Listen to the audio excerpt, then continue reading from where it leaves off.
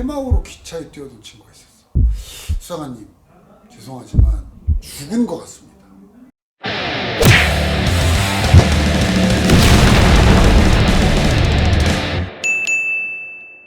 총생!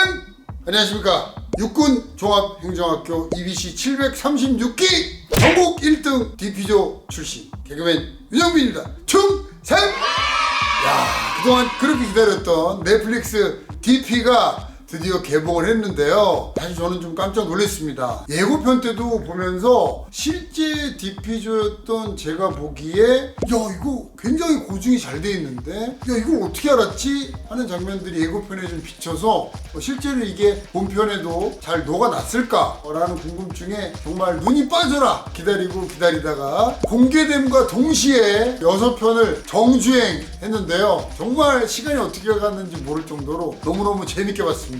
일단 뭐 제 양력을 좀 말씀을 드리자면요. 헌병은 기수가 있습니다. 거기에 이제 정혜인 씨가 몇 기 나오는데 제가 EBC 736기 출신입니다. 저는 전국의 모든 736기 중에 1위로 육군종합행정학교를 졸업을 했습니다. 그리고 이제 자대 배치를 받고 이후에 이제 DP조로 선발이 됐는데요. DP조로서의 제 경력을 말씀드리자면 육군, 해군, 공군 헌병을 통틀어서 그 해의 전국 검거율 1위를 차지했던, 어떻게 보면 DP조 전국 1위.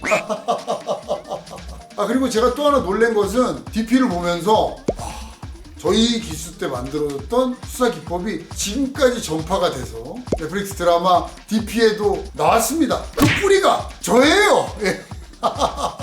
자, 과연 전국 1등 DP가 여러분께 전해드리는 드라마 DP와 실제 DP 얼마나 비슷하고 또 어디가 얼마나 다른지 여러분께 비교해서 알려드리도록 하겠습니다. 근데 여기서 이제 뭐 동물 관련 학교를 나왔다, 뭐 군견병, 키가 몇 이상이다, 이렇게 뽑는데 사실 이제 헌병은 키가 가장 중요한 게 맞고요.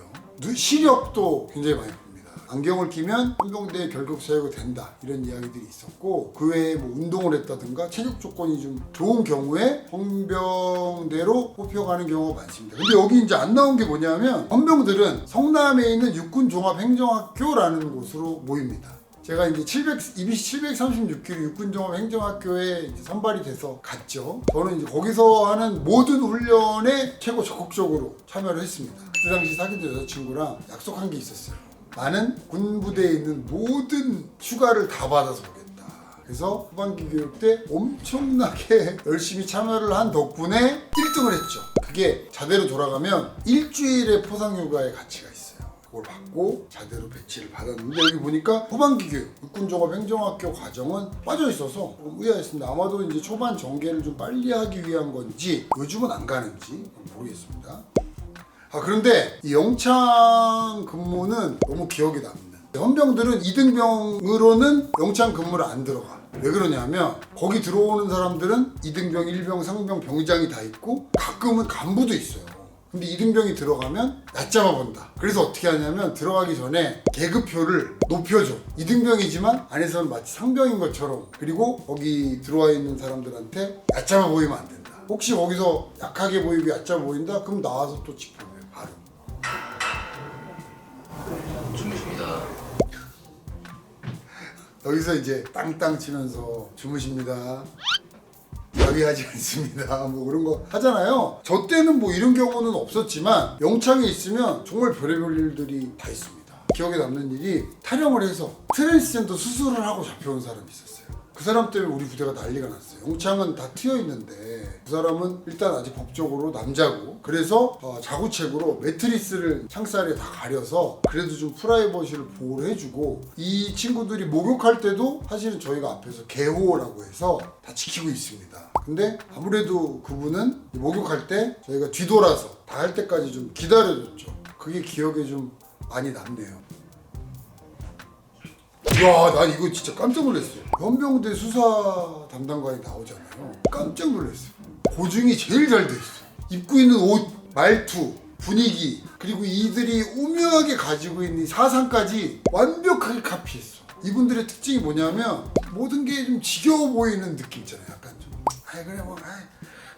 그래, 동네 아저씨 같기도 하고 이런 느낌이다가 사건이 발생하거나 혹은 군부대 안에서 문제가 생깁니다. 그러면 세상 무서운 사람으로 눈빛이 돌변해요. 이분들이 우리 때만 해도 헌병대 밖으로 나가면 중사 상사가 뭐 연대장님이나 이런 분들이랑 거의 동급으로 할 정도였으니까 그때만 해도 전 병사잖아요. 병사인데도 디피저로서 외부의 부대에 나가면 소위, 중위, 대위 이런 사람들이랑도 거의 대등한 위치에서 얘기를 해야 되는 그렇게 배웠어. 그래서 절대 꿀리지 마라. 우리는 우리 계급보다 더 높은 계급이라고 생각하고 행동해라. 그래서 다 좀 그런 행동들이 좀 높아. 그래서 이분이 진짜 고증을 너무 잘했어요. 그러니까 약간 군인인 듯 군인 같지 않은 듯 결정적인 순간에 군인 정신이 많은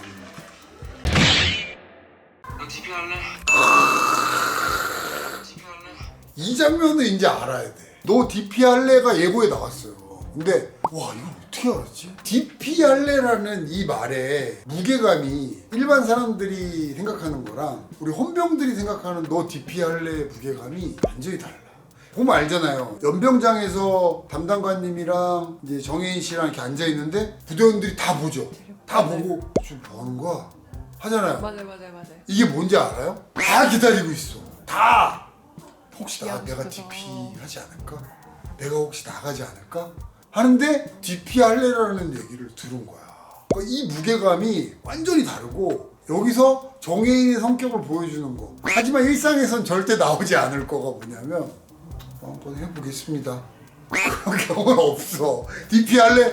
예! 최선을 다하겠습니다! 난리 나요. 이 고참 성우 고경표 씨 역할 이것도 진짜 이런 애들이 있다니까. 왜냐하면 DP가 꿀보직이라고 다들 알고 있어요. 그래서 빽 있는 사람들이 많이 해. 근데 이게 왜 빽 있는 사람들이 많이 하냐? 이것도 이유가 있어요. 이게 뭐 빽이 있어서 막 이런 게 아니야. 그때 당시 우리는 월급이 10,000원, 20,000원, 70,000원 뭐 이 정도였던 때야. 근데 활동비가 36만 원이 나와요. 그러면 활동비 36만 원이면 크잖아요. 근데 얘네들이 36만 원 가지고 나가든 지방을 가든 뭘 하든 다 버티고 써야 돼. 모자라 사실 36만 원이.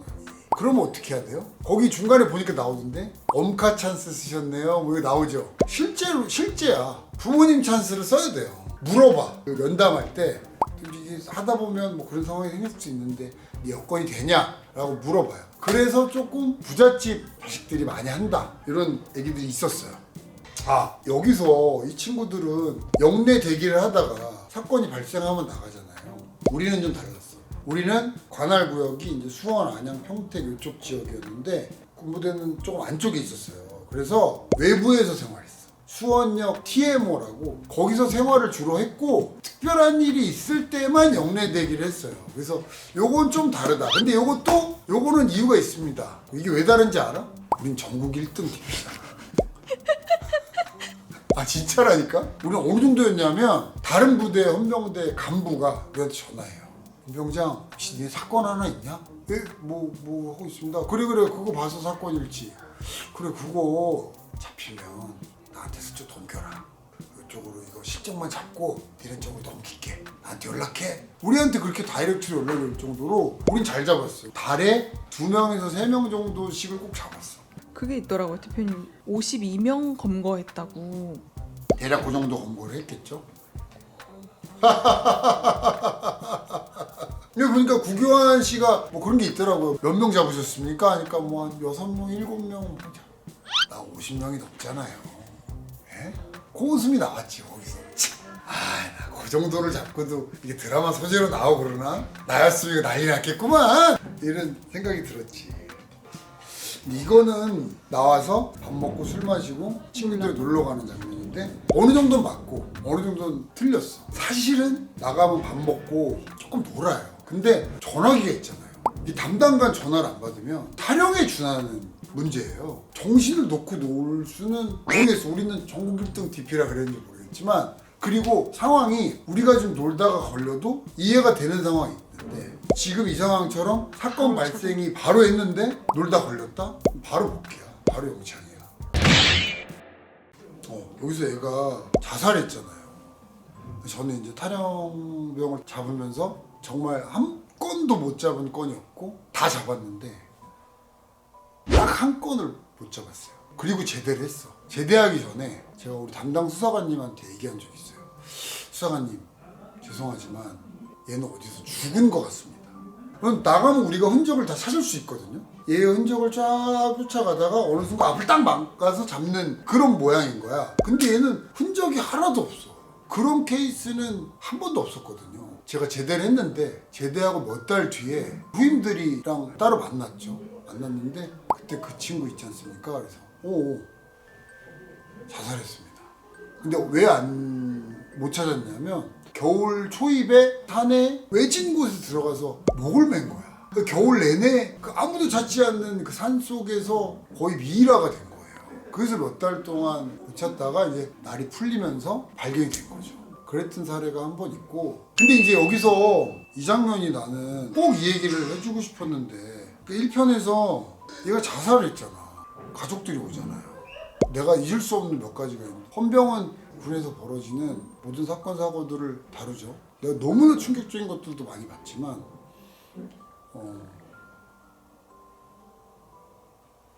탈영을 해서 새마을호 기차에 뛰어든 친구가 있었어. 그러면 사람이 터져요. 사람이 정말 빵 터져.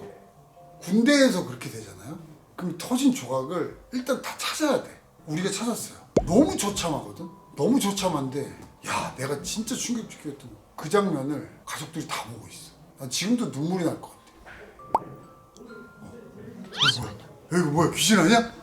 그 가족들이 보고 있었다니까? 그게 상상이 돼요? 진짜 그런 불효가 어딨고 그런 못난 짓이 어딨어. 그 가족들이 그걸 다 봐요. 막. 왜냐하면 이게 군에서 혹시 모를 비위가 있을 수 있다 해서 그걸 다 참관하게 돼 있어. 이건 너무나 큰 불효고 정말 말도 안 되는 짓입니다.